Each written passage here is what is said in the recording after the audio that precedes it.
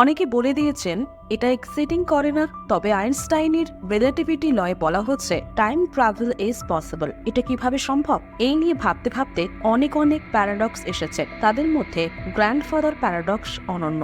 আজকে আমরা কথা বলবো গ্র্যান্ডফাদার প্যারাডক্স নিয়ে। এটা খুবই রহস্য, কারণ এটা আমাদেরকে অন্যভাবে চিন্তা করতে বাধ্য করে। আইনস্টাইনের স্পেশাল রিলেটিভিটি থিওরি প্রকাশের আগে ধরে নেওয়া হচ্ছে সময় এই মহাবিশ্বের একটি ধ্রুব বৈশিষ্ট্য। আইনস্টাইন দেখালেন সময় ধ্রুব ধারণাটি একটি বিভ্রম। অন্য মাত্রার মতো সময়ও আপেক্ষিক, কিন্তু এই আপেক্ষিকতা অনুভব করার মতো প্রযুক্তি বা সামর্থ্য কোনোটাই আমাদের নেই। আর এই কারণে সময়ের বেঁধে দেওয়া একটি নির্দিষ্ট গতিতে প্রতিনিয়ত ভবিষ্যতের দিকে হেঁটে চলেছি আমরা। আইনস্টাইন প্রমাণ করলেন এই গতিকে বহুগুণে বৃদ্ধি করা যাবে যদি আমরা আলোর কাছাকাছি বেগ অর্জন করতে পারি। অর্থাৎ তখন সময়ের বেঁধে দেওয়া গণ্ডির মধ্যে আর মাথা নিচু করে আমাদের চলতে হবে না। অনেক কম সময়ে কয়েক শতাব্দী পরের ভবিষ্যতে পৌঁছানো যাবে। সহজাতভাবে আরেকটি প্রশ্ন চলে আসে, তাহলে কি অতীতেও ভ্রমণ করা সম্ভব?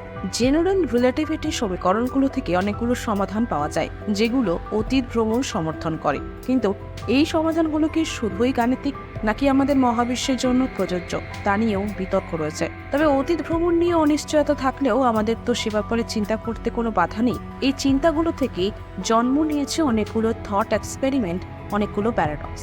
গ্র্যান্ডফাদার প্যারাডক্স হলো টাইম ট্রাভেল সম্পর্কিত একটি প্যারাডক্স। এর কোনো সমাধান নেই। ধরুন আপনাকে একটা টাইম মেশিন দেওয়া হলো আর আপনি সেই টাইম মেশিনে করে অতীতে গেলেন, আর অতীতে গিয়ে আপনার দাদুকে মেরে দিলেন তার বাচ্চা হওয়ার আগে। আর যেহেতু আপনার দাদু নেই, সেহেতু আপনার বাবা বা মায়ের জন্মই হয়নি। আর আপনার বাবা বা মায়ের জন্ম হয়নি মানে আপনারও জন্ম হয়নি। এখন প্রশ্ন হলো, আপনার জন্ম হয়নি মানে আপনি তাহলে অতীতে কি করবেন? আর আপনার তো অতীত থাকবে না, আর তখন আপনি আপনার দাদুকেই বা মারলেন কিভাবে? বা আপনার দাদু এমন একজনের কাছে মারা গেছেন যে কিনা এক্সিস্ট করে না, আবার কিভাবে সম্ভব? ধরেন এখন আপনি আবার ভিডিও দেখে আলবার্ট আইনস্টাইনের ল অফ ইনএভিটেবিলিটি জানতে পারলেন, আর জানার পর আপনি টাইম মেশিনে করে আইনস্টাইনের কাছে চলে গেলেন। যখন তিনি এই ল আবিষ্কার করেননি, তখন আপনি আইনস্টাইনকে এই লগুলো দিলেন এবং তিনি তখন সেখান থেকে রিলেটিভিটি রুলস প্রকাশ করলো। এরপর আপনি 2024 সালে এসে দেখলেন সেই সূত্রগুলো বইয়ে পড়ানো হচ্ছে। এখন প্রশ্ন হলো, সূত্রটার আবিষ্কারক কে?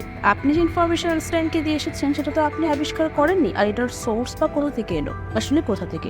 প্যারাডক্স। নতুন ভিডিওগুলোর আপডেট পেতে চাইলে অবশ্যই চ্যানেলটি সাবস্ক্রাইব করার পাশাপাশি নোটিফিকেশন বেল অন করে রাখুন এবং নিয়মিত আমাদের সাথে থাকুন। ধন্যবাদ।